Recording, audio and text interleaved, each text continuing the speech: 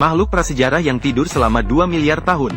Hal pertama setelah bangun, malah mencari wanita untuk berkembang biak. Jangan. Seharusnya hari ini adalah hari pertama kerja jurnalis wanita. Dia sangat bersemangat untuk mewawancarai Pik. Tanpa peduli dengan hambatan tentara, dia langsung menyerang.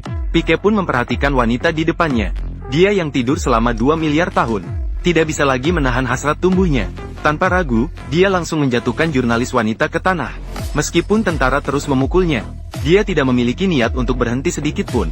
2,5 tahun kemudian, Pik akhirnya berhenti. Kejadian ini disiarkan secara global. Semua orang melihat kekejaman manusia prasejarah. Penduduk memprotes dan menuntut tentara untuk membunuh manusia prasejarah. Pada saat itu juga, Yujiro datang mendekat, ingin masuk ke pangkalan militer sendirian. Namun dia dihalangi oleh tentara yang tidak tahu diri. Mundur dari para pengunjuk rasa, mereka akan terbang.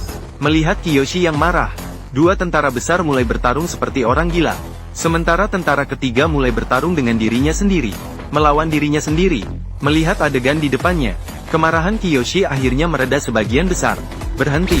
Sampai Kiyoshi berbicara, semua orang berhenti, karena semua orang tahu, mengganggu Kiyoshi adalah nasib mati.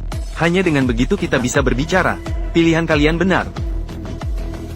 Jika salah satu dari kalian melarikan diri tanpa bertarung, aku akan segera membunuhmu.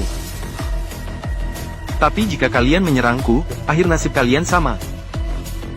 Jadi kalian tidak punya pilihan, memutuskan untuk melukai satu sama lain, dan melukai diri sendiri. Sangat baik, kalian melakukan dengan benar. Aku akan memaafkanmu. Kiyoshi memaafkan mereka. Dia membuka pintu besi dengan tangan kosong dan masuk. Dan bukan hanya Kiyoshi yang ingin bertemu dengan Pike. Raja Laut memilih untuk menyusup diam-diam. Dokuho memilih untuk menyamar sebagai boneka Pikku. Sedangkan Jack menyelam masuk. Singkatnya, para ahli bela diri menggunakan segala macam keterampilan mereka. Mereka semua tiba di kamar tidur Pikku.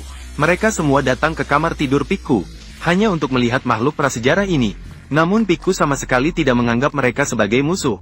Masih tidur di dalam lubang pohon. Melihat situasi yang memanas, Jack yang pemarah. Akhirnya Pikku bangun. Namun tindakan pertamanya bukanlah berkelahi, melainkan buang air.